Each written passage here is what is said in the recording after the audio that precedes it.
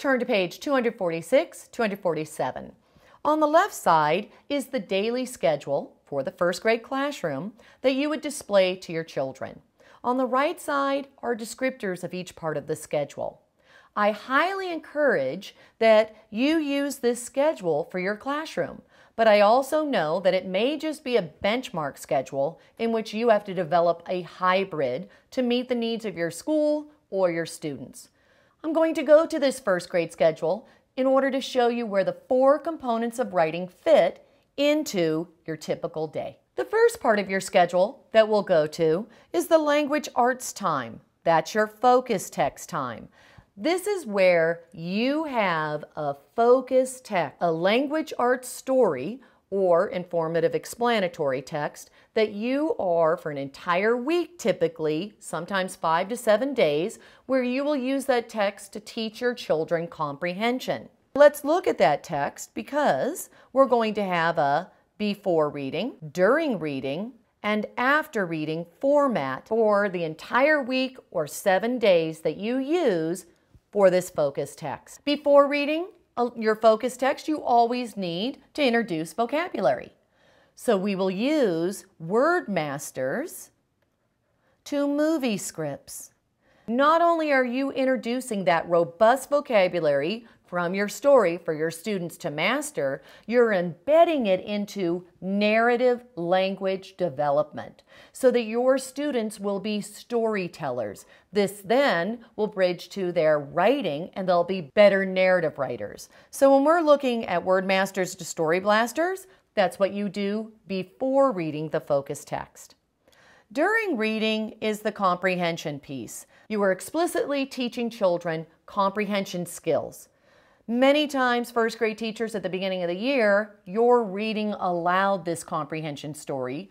Later in the year, when students become fluent readers, it's actually the story in their anthology. So this is their comprehension story that they're going to be using in order to learn how to understand what they read. After reading is going to be the Come Alive box. The Come Alive box is when you're pulling a character, the setting of the story, and now you're going to make that character come alive. In this Come Alive box, we'll also be adding terms like adjective, noun, verb, parts of speech. So now we have also that grammar element embedded in this Come Alive box. The Come Alive box will then turn into descriptive writing, and this descriptive writing with the Come Alive box will end up helping your children become better writers in their narratives. They'll actually be able to describe characters in their narratives. Our word masters to movie scripts will help with vocabulary and narrative writing. The Come Alive box is going to help with adjectives, nouns, verbs, as well as descriptive writing of characters and the setting in their narrative writing. One other thing with this Come Alive box is it will also help students understand how to analyze their characters in their story. It's a great character analysis type of activity as well. This is where we put our language development activities for narrative writing. Now let's jump and show you where you would put your language development activities for informative explanatory writing. That's going to be done during your social studies or science time. I like to teach one or the other in units of study. So I may be spending 5 to 10 days on a science unit of study, and then the next 5 to 10 days on a social studies unit of study. I flip back and forth. During the social studies and science time, we'll put our language development activities. That means that we're going to have our lecture notes, and the lecture notes is going to provide students with the background as well as showing them how to write information. We will also give students content diagrams during this time, and we'll present that activity so that we can provide students with the topical, the content vocabulary that they need in order to get into their reading and get into their unit of study. This will end up becoming not only a vocabulary activity, but it will also end up becoming a descriptive writing activity about the information they're learning. So we have our lecture notes and our content diagram, and this is going to be that language development, which could bridge to writing during our social studies and science.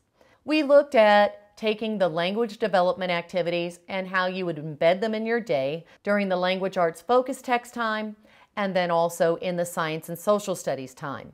Now we need to look at the remaining 3 components. Where do they belong in your day? We have the I do it component, and that's done during the teacher write, where you will actually model to students how to write. You're going to model planning, talking, and writing during the teacher write. Also during the teacher write, this is when you are going to model to students how they would do green light, red light, dot the nouns, that editing process that we covered as well. So we have the I do it with the teacher write as well as bridging the mechanics. The we do it, together the teacher and students will write, is done during interactive writing time. This is where you and the students are going to plan, talk, and write stories that will eventually be published into big books. You will then also include revising and editing. Whatever you had modeled in the teacher write, now you will use in the interactive writing time. And finally, we have the I do it. This is where we want the students to independently write on their own. Of course, in the I do it, we have that whole gradual release model where the students are going to be taught lessons in whole group, then gradually released to partner writing, and finally you'll have students who are independently writing. This covers all the components of writing in the first grade schedule. I hope that you're able to fit all these components into your schedule as well.